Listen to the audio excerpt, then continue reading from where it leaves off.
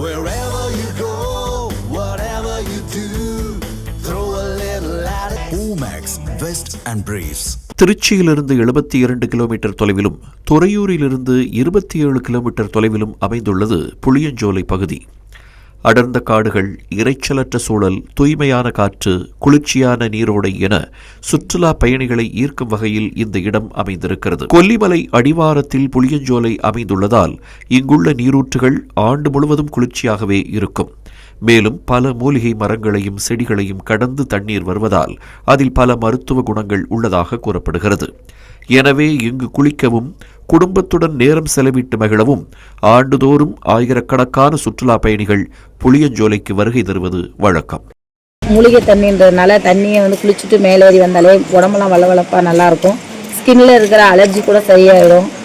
கை காலில் உள்ள அழுக்கெல்லாம் நம்ம இப்போ சிட்டியில் பார்த்தீங்கன்னா மீனுக்கு 100 ரூபா கொடுத்து கூட எடுப்பாங்க. இங்கே அந்த மாதிரிலாம் இல்லை. நம்ம குளிச்சுட்டு வந்தாலே நல்லா இருக்கு.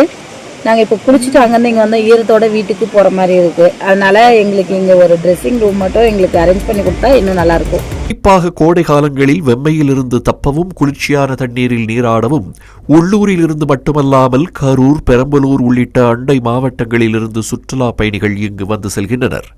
புளியஞ்சோலை சுற்றுலா தளம் தமிழ்நாடு வனத்துறையின் கட்டுப்பாட்டில் இருப்பதால் பாதுகாப்பு ஏற்பாடுகள் உரிய முறையில் செய்யப்பட்டுள்ளன.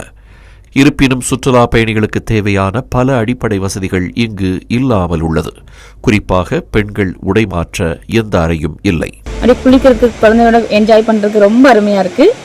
அண்ட் என்ன ஒரு ட்ராபேக் அப்படின்னா ட்ரெஸ் சேஞ்ச் பண்ணுறதுக்கு லேடிஸ்க்கு போதுமான வசதி கிடையாது.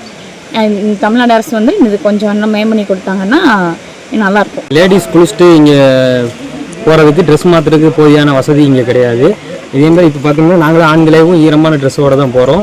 இன்னும் இந்த சுற்றுலா தலத்தை இன்னும் மேம்படுத்தினா இன்னும் நல்லாயிருக்கும். அதேபோல் புளியஞ்சோலை சுற்றுலா தலத்தில் குடிநீர் வசதியும் கழிப்பறை வசதியும் உரிய முறையில் செய்து தரப்படவில்லை என்று பயணிகள் தெரிவிக்கின்றனர். குப்பைகள் சரிவர அப்புறப்படுத்தப்படாமல் உள்ளதாக கூறும் அவர்கள் நடைபாதைகளை சீரமைக்க வேண்டும் என்றும் கோரிக்கை விடுத்துள்ளனர். கோடை காலத்தில் பயணிகளின் வருகை மேலும் அதிகரிக்கும் என்பதால் அதற்கு முன்பாகவே அடிப்படை வசதிகளை செய்து தர வேண்டும் என்று சுற்றுலா பயணிகளும் அங்குள்ள வியாபாரிகளும் வலியுறுத்தியுள்ளனர்.